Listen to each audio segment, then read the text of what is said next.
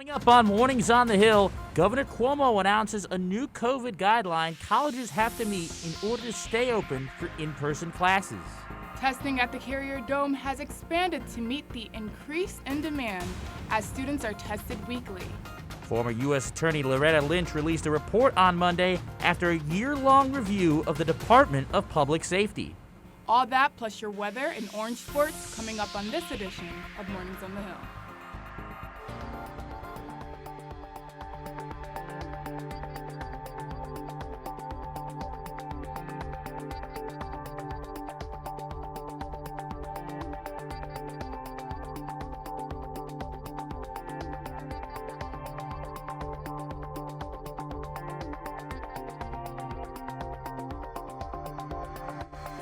Good morning, I'm Sayer Williams, and thanks for joining us here on Mornings on the Hill. And I'm James Gargan. Here's what you need to know first this morning. Governor Cuomo's new COVID-19 guidelines for colleges and universities level the playing field between bigger and smaller schools when it comes to staying open. Our own Ryan Clark is live with what that means for Syracuse University. Ryan? Thanks, James, and good morning. Syracuse University actually is one of the largest universities in all of New York State, with over 25,000 students. Now, New York Governor Andrew Cuomo's old plan for colleges and universities was 100 positive cases in a 2-week span. His new plan, a 5% positivity rate. That means that 5% of the university population must test positive in a 14-day window for the classes to go virtual. Let's take a look at the numbers for what that means for SU. 880 cases in a 14-day span is the new threshold provided by Governor Cuomo's new rules. That averages out to around 60 cases per day for coronavirus positive cases. Now, at the coronavirus dashboard, 31 cases are active in central New York, and we have only broken the central New York coronavirus 100-person threshold once, where fall semester went online. Now, students really have an aura of confidence that they plan on staying in their desks in the classroom and not on Zoom. We will continue to update you here on Mornings on the Hill with more coronavirus information, especially if we get close to the threshold. Reporting live in Syracuse for Mornings on the Hill, I'm Ryan Clark. Now, on top of those new guidelines, stricter testing requirements have been put in place on campus this semester, with each student required to be tested at least once a week. The testing site at the Carrier Dome has been expanded and reinforced to meet the increase in demand. The new requirements are a significant change from last semester, when students were only required to be tested on 3 occasions, including right before leaving campus. Those who forget or choose to not be tested have been warned by the university that their Blackboard accounts may be shut down, but most students say that despite the distractions of school, they recognize the importance of getting tested. Personally, I don't really mind it because it will help our numbers be more accurate. The first week, I think everyone was a little distracted about new class and stuff like that, so I think people forgot. I mean, I forgot I had to get reminded, but I just came quick and it was not that big of a deal. It's a small price to pay to keep the campus safe. The university plans on conducting as many as 300,000 COVID tests in the spring semester, roughly 3 times as many as were conducted in the fall. We still haven't heard any more developments after a student organization Zoom meeting was hacked by an unknown person last week. The hacker typed racist statements into the chat function repeatedly and played offensive music. The university sent an email to all students and faculty on the best ways to secure Zoom meetings. It is unclear if the hacker is affiliated with SU. The incident is still under investigation. Stick with NCC News as more developments come along. After a year of construction and renovations, Shine Student Center has finally reopened and has already ignited the SU community. Our own Natalie Fahmy is live at Shine to tell us more about the revitalized campus center. Thanks, James. Right behind me at Shine Center, students have been filing in and out all morning to eat, grab some, study, and see what's new. But now the SU Food Director Services says that with all the new features, the volume of people inside the building has increased significantly. Shine Student Center has been reopened for a few weeks now, but that does not come without challenges. Food Services Director Susan Bracey says they are only allowed to be open at 50% capacity right now, which means only 96 students can sit in the building at once. The biggest challenge right now is there's nowhere really for people to eat once we get to that 96. Bracey adds that they predicted their sales based off what Kimmel Dining Hall did, but Shine has already far surpassed those projections. So we had to staff up. We had to add more people. We had to add more shifts. We had to train people. She says once they get enough employees trained, they will be able to extend their hours for all the restaurants in Shine. Sophomore at Syracuse University, Brett Rue says having a student center for the first time since being on campus has been a lot of fun. Overall, I like the space, and I think it's just very dynamic. Bracey says the crowds have slowed down as students settle into their class schedule, and she knows many students have COVID fatigue. But she is always reminding students to follow the rules, social distance, and wear their masks. When I walk the lines and I tell people, please stay apart, they're like, we know, but it matters. It matters every day so that we can keep the place open. Rue says he has noticed the staff hard at work to keep things flowing smoothly. I've seen people in here helping to space people out and make sure everything's safe right now. And Bracey says she is excited to see students enjoy Shine this year and for many more to come. It's a great building. I think the future of it is great, and we just got to get there. Bracey says they still have a few weeks left before new staff is trained and ready to go, but once that is set, they plan on extending hours accordingly. Reporting live on campus for Mornings on the Hill, I'm Natalie Fahmy.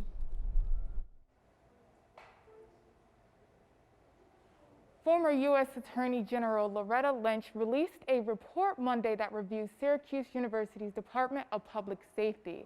Lynch and her team evaluated the Department of Public Safety conducts and performance with regards to bias-related incidents, the handling of protests on campus, and including issues on the community with trust. This is not broken overnight.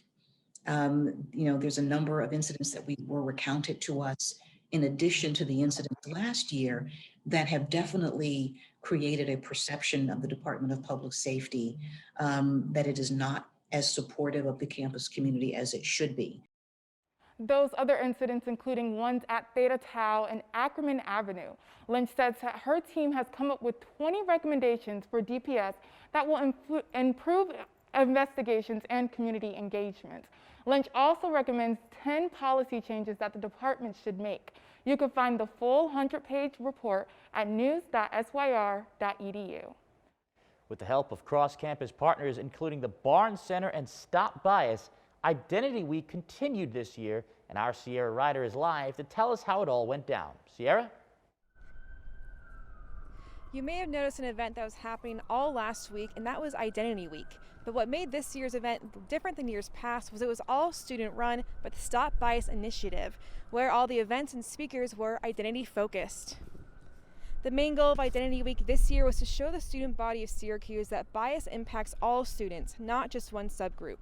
Organizers of the event say they were particularly proud of the intersectionality and mental health presentations, where the dialogue and conversations preceding the talk and film were especially meaningful.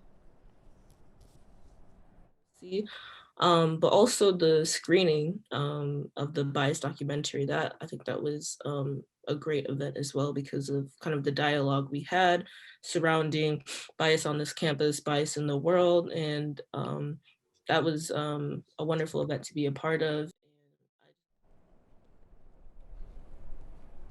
Stop Bias says that they are encouraging anyone who is even remotely interested in helping the organization to contact them directly.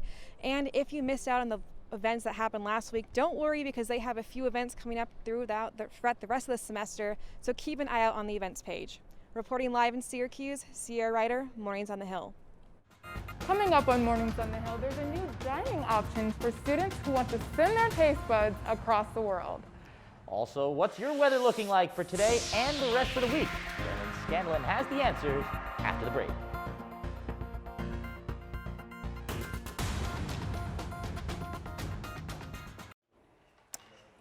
We saw some snow this past weekend on Monday, but some high temperatures are forecasted for today. Brendan Scanlon is live outside with the latest forecast. Is the warm weather going to stick around, Brendan? That's right, Sierra and James, and good morning. I wouldn't necessarily call it a heat wave right now, but we definitely are going to see some warmer temperatures this afternoon. Currently on campus, it's about 41 degrees under partly sunny skies, so look for some of that sun coming in and trying to melt some of the snow away this afternoon.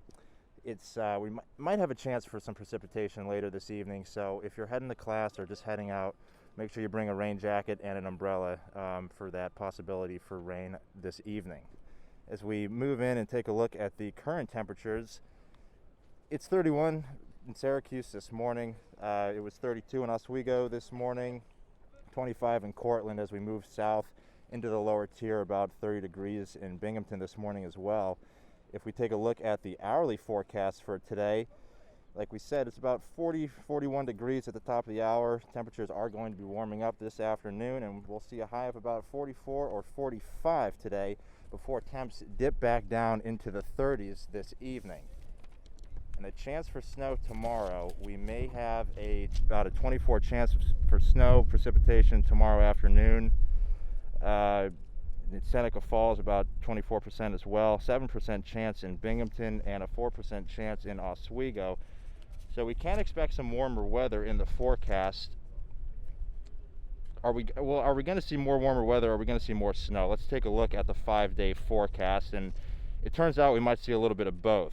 We might see some rain later today, like we said, high of 45, partly sunny tomorrow with a high of 31. So we might see some of that melted snow from today starting to ice over a little bit. And we're going to warm up a little bit on Friday, high of 38, and then a bit of a winter mix on Saturday. And then Sunday is going to be a high of 43 and partly sunny. And Sierra and James, I could tell you guys that ice is definitely something to be concerned about this morning. I did take a nice little spill on my way to the studio. So be careful if you're out and about walking today to watch for some of that black ice, and definitely into tomorrow morning as well, as some of the snow that melts today is going to be icing over. So just make sure you use some extra caution. Back to you guys. Yeah, be careful on that ice. Syracuse students have a new off-campus dining option. If you're feeling adventurous and want to try something new, this may be the place for you. And every time I've come here, I've tried something new, so I think that everybody can end up partaking in that. The $22 million Salt City Market in downtown Syracuse is all about encouraging people to try something new. 12 vendors are scattered throughout one building. The market offers tons of global flavors that send Syracuse's taste buds across the world. Syracuse student Lauren Connor said these choices help everyone to feel welcome. They just have like food that everybody can eat. You know, like my sister's vegan and I'm not, and so we can both come together and like eat something that we both really enjoy. The market features food from Jamaica, Baghdad, Thailand, and even the Deep South, just to name a few. Connors thinks all of these options makes the market even more attractive for students who want to eat off campus. I think that there's just a lot of different diverse options for people. You know, you could go with groups of people that want to try a bunch of new things, and I think it's nice to just be able to like have different groups of people come together and enjoy like a common experience. These vendors serve everything from empanadas to cakes. For only a 5-minute drive off campus, it seems like a good deal. Reporting live from the Salt City Market, this is Daniel Baldwin with Mornings on the Hill. Governor Cuomo is allowing bars to stay open until 11 p.m., citing a drop in infections and hospitalization rates. That's an extra hour from November when bars and restaurants were forced to close at 10 p.m. Our own Doug Cortez joins us now to tell us what this means and doesn't mean for local bars. Thanks, James. For many bar owners in central New York, this was welcome news, since late night is when they make most of their profit. But for other bar owners, that extra hour didn't mean so much in profit, but it did offer something else. The extra hour makes no difference, but what it does do is it does make it a lot easier to show a normal customer experience. Drinks are still being poured and food is still being served in bars across central New York, albeit at 50% capacity, and now 1 hour later. For Beer Belly Deli and pub manager Taylor Woolman, closing at 9:55 meant There's no last call. Everyone has to rushed out. We have to have the doors locked, lights off, closed up at 10. So now being able to be open till 11, we're closing at 10, but that's last call. The bigger difference for local bars, the start of a new semester. The students coming back to campus has helped us. It helps us stay in business because the students are a big part of like our community. For now, reporting live in Syracuse, Doug Cortez, Mornings on the Hill. Coming up, fans will be back at the Dome this week to support the Orange, but are students quick to go back? Find out when we return here on Mornings on the Hill.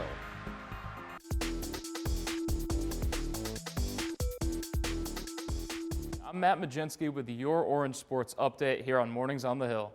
We open today with an update on Tiger Woods. The 15-time major winner was involved in a single-car rollover crash on Tuesday morning in the Los Angeles area. Woods released this statement late last night, which said he underwent significant orthopedic surgeries to his lower right leg, and he is currently awake and responsive and recovering in his hospital room. We wish Tiger a speedy recovery. But for now, we move to college hoops, where the Orange men's basketball team had a slice of its NCAA tournament hopes taken away. SU traveled to Durham, North Carolina for a game against Duke. Both teams actually needed a win, but it was the Blue Devils coming out on top, 85-71. First half here, that's Mark Williams catching the alley-oop pass. Duke led 28-12 just 10 minutes into the game. That's the score there as Kadari Richmond takes it to the basket, 2 of his 15. The Blue Devils hit 10 threes in the first half, though, which got them an 18-point lead after the first 20. And Syracuse trying to get back into the game in half two. Quincy Guerrier with the slam in transition. And then on the very next play, Buddy Boeheim comes off the screen, knocking down the three. But in the end, Duke comes out on top. And Governor Cuomo announced that starting yesterday, New York State can allow fans into entertainment and sporting arenas that hold more than 10,000 people. Sally Walkup is live to tell us what this could mean for the Carrier Dome. That's right, Matt. Governor Cuomo said that these stadiums could open to 10% capacity. For Syracuse basketball, that means about 3,500 fans. These fans would have to submit a negative COVID test within 72 hours to be admitted into the Dome, and they'd also have to get their temperature checked. Having fans in the Carrier Dome would be a big change from what we've seen this year. The Carrier Dome was home to sporting events and a fan base so boisterous it got nicknamed the Loud House. But the Loud House has been very quiet this year while being used as a COVID testing center and sporting events not allowing fans. Syracuse Athletics is working to possibly change that this year. Syracuse Athletics says they will work to safely reopen the stadium, public health permitting, first to a small group of students, and eventually to more fans from the broader community. Syracuse still has to submit a COVID-19 protocol plan and work with county health officials before fans can stop watching games in their homes and start watching games at the Carrier Dome. So far, fans have had mixed feelings about returning to the Loud House this year. Me personally, I probably would say not. Yeah, that's just only because my family has got affected with COVID, and like if they come up here, I don't really want to affect them. Yeah, I'm not even that too, but I think it's important to be cautious during this pandemic, and to have thousands of people in one setting is just not going to be good, in my opinion. I think it's great because the freshman class hasn't gotten to experience it yet. So I'm a freshman, obviously, and I'm really excited to see what it's like with games and stuff, even if there is social distancing.